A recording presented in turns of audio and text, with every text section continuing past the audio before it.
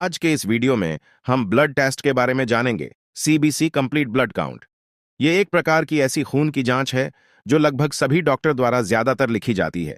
लेकिन जब ये जांच लिखी जाती है तो कुछ सवाल दिमाग में आते हैं कि जांच को क्यों लिखा है, किन किन बीमारियों के लिए इस जांच को लिखा जाता है, इस जांच को किस तरह से पढ़ते हैं, किस किस प्रकार की रीडिंग इस जांच में आती है, और भी इसके अलावा एक छोटे मोटे सवाल दिमाग में आते हैं। उन सभी को हम इस वीडियो में कवर करेंगे।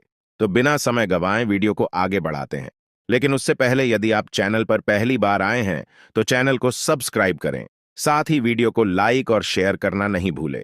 सीबीसी ब्लड टेस्ट, जिसे कंप्लीट ब्लड टेस्ट कहते हैं, यह एक प्रकार की ब्लड का टेस्ट है, यानी खून की जांच है, जिसमें हमारे खून में उपस्थित सेल्स जैसे आरबीसी, डब्ल्यूबीसी, प्लेटलेट्स, इनके बारे में जानकारी मिलती है, जिससे कि डॉक्टर को बीमारी के डायग्नोज करने में बहुत ही ज्यादा मदद मिलती है। सीबीसी टेस्ट को डॉक्टर के द्वारा क्यों एडवाइस किया जाता है?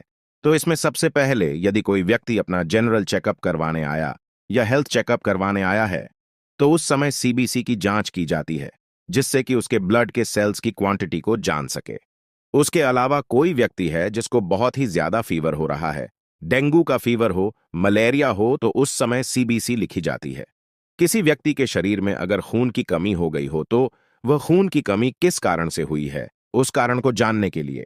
किसी को कमजोरी लग रही है, थकान हो रही हो, तो उस स्थिति को पहचानने के लिए। कोई व्यक्ति है जिसको बॉडी में स्वेलिंग आ रही है, सूजन है, तो सूजन के कारण को जानने के लिए।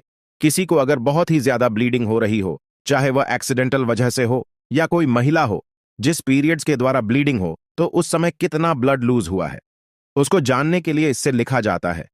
किसी व्यक्ति का ट्रीटमेंट चल रहा हो, कोई बड़ी बीमारी का इलाज चल रहा हो, तो उस बीमारी में दवा देने पर कितना असर हो रहा है, कितनी ब्लड सेल कंट्रोल में आ रही है, क्या उसकी रीडिंग हाई से नॉर्मल हो रही है, ये सभी देखने के लिए। साथ ही किसी दवा का साइड इफेक्ट होता है तो उसको देखने के लिए यह सीबीसी जांच डॉक्टर के द्वारा लिखी जाती है।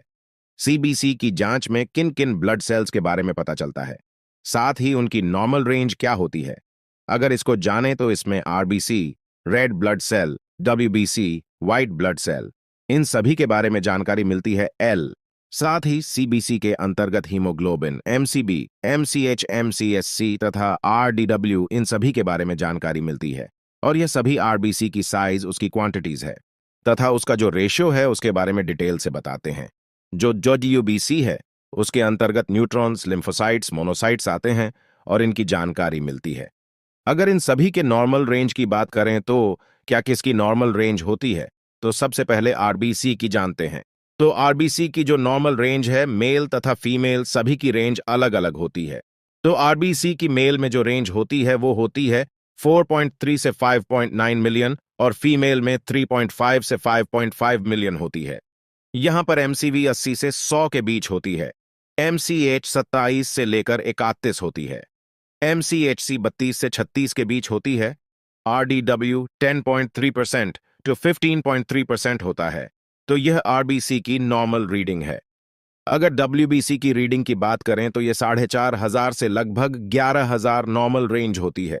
हीमोग्लोबिन की नॉर्मल रेंज मेल्स तथा फीमेल में अलग होती है और साथ ही कुछ कंडीशन के अकॉर्डिंग अलग अलग होती है। यहां पर कॉमनली जो रेंज है उसको जान लेते हैं। मेल में 13 से 17 के बीच होती है और फीमेल में 12 से 16 के बीच होती है। और प्लेटलेट्स की अगर बात करें, जिसको लगभग आप सभी जानते हैं और आप सभी को पता है, 1.5 लाख से लेकर 4 लाख तक होती है। तो इस प्रकार से इनकी नॉर्मल रीडिंग होती है। इनसे अगर कम या ज्यादा आए तो उस प्रकार की बीमारी होने की संभावना है, इसीलिए सीबीसी करवाई जाती है। उसके नॉर्मल रेंज को कंपेयर करके कौन सी बीमारी है उसके बारे में पता लगाया जाता है। अब कौन सी सेल कम आए तो क्या बीमारी होती है, कोई सेल ज्यादा आ जाए तो अब क्या बीमारी होती है, उसके बारे में जानें। तो यदि आरबीसी, हीमोग्लोबिन, इनकी में से किसी की रेंज लो आए या नॉर्मल से कम आए तो उस समय व्यक्ति में अनीमिया की बीमारी हो सकती है, कोई न्यूट्रिशनल डेफिशिएंसी हो सकती है, विटामिन बी 12 की कमी हो सकती है, या फॉलेट की कमी हो सकती है, या फॉलिक एसिड के नाम से भी जानते हैं। इन सभी बीमारियों की संभावना होती है। और जब इसकी हाई रेंज होती है तो उस समय एरिथ्रोसाइटोसिस नाम की बीमारी होने का डर रहता है, जिसमें खून का थिकनेस बढ़ जाती है। साथ ही डिहाइड्रेशन के कारण इसकी रीडिंग हाई आ सकती है, इसमें पानी कमी हो जाती है। इसके अलावा हाई डिजीज या किडनी डिजीज के संकेत हो सकते हैं, कोई हैवी स्मोकर है तो उसमें हाई रीडिंग हो सकती है और ब्लड कैंसर के संकेत भी देता है। अगर किसी को WBC की काउंट नॉर्मल से कम आई है तो हो सकता है वो बहुत ही ज्यादा अल्कोहल ले रहा हो, उसका लिवर डैमेज होने की स्थिति में आ गया हो।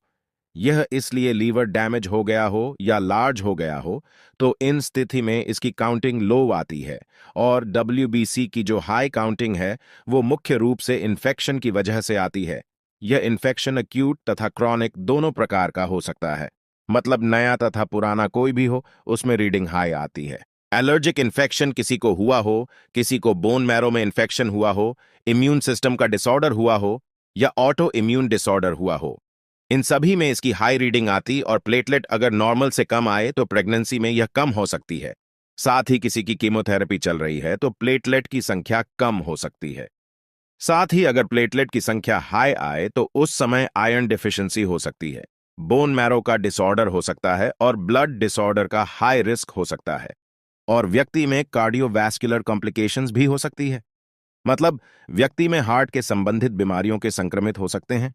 इस तरह की अलग अलग रीडिंग के अकॉर्डिंग बीमारियों को डॉक्टर द्वारा डायग्नोसिस किया जाता है।